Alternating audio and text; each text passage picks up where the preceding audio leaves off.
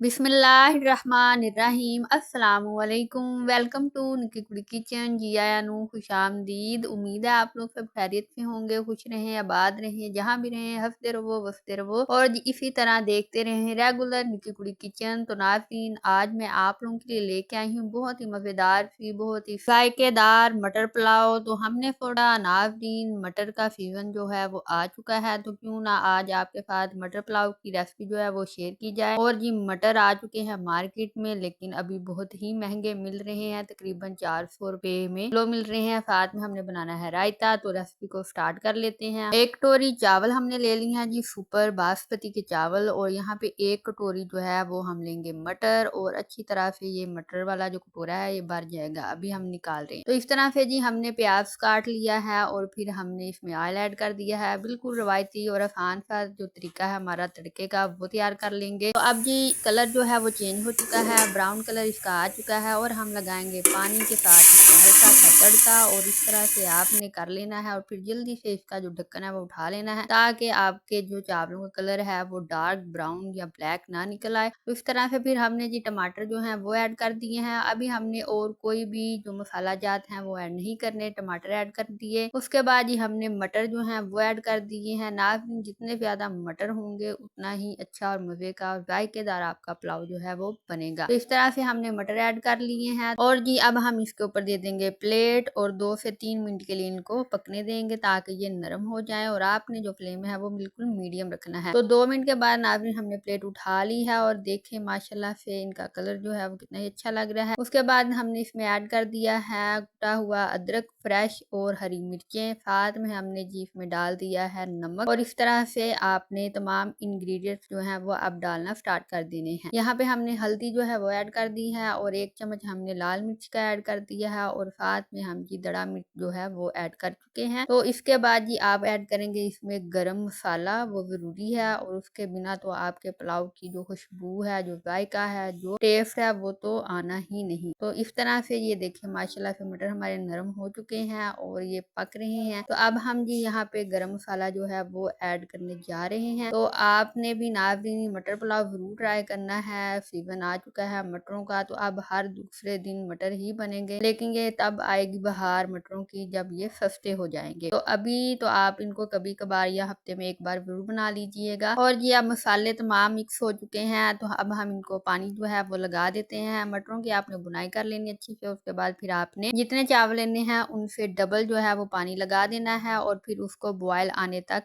Wait करना है। तो बॉयल आ चुका है नाज़रीन, इसमें आपने चावल जो है वो ऐड कर देने हैं। इस तरह से हमने चावल जो है वो ऐड कर दिए हैं। तो नाज़रीन, चावलों का पानी आपने पहले उतार लेना है, अच्छी तरह से उनको खुश कर लेना है, और फिर आपने चावल जो है वो ऐड करने हैं। और अगर आप पानी समेत ऐड करेंगे, इसमें पानी जाएगा, तो आपके चावलों का जो जायका है वो अच्छा नहीं रहेगा। तो इस तरह से जी आपने इसको पकाते जाना है यहाँ तक इसका पानी जो है वो खुश्क हो जाए। तो अब इसका पानी जो है वो खुश्क होना स्टार्ट हो चुका है, और देखें माशाल्लाह से इसकी लुक आप चेक करें कितनी ही मजेदार लग रही है। जितनी मजेदार ये लग रही है, अब जायके में और खाने में उतने ही मजेदार ये चावल होंगे। बहुत ही आला और मजे का टेस्ट आएगा। नाज़रीन, आप जरूर इसको ट्राई कीजिएगा। और देखिए मटर कितने ज्यादा हमने ऐड किए हैं, जितने चावल थे उससे डबल जो है वो मटर मैंने ऐड किए हैं, और बिल्कुल नरम और मुलायम मटर है। अभी स्टार्ट के हैं, सीजन के हैं, तो इसलिए ये बहुत ही नरम थे और बहुत ही सॉफ्ट थे। तो हमारा जो पानी है वो खुश्क हो चुका है, और अब हमने इसको 15 मिनट के लिए दम पे रख दिया है। जब तक दम हो रहा है जी तैयार,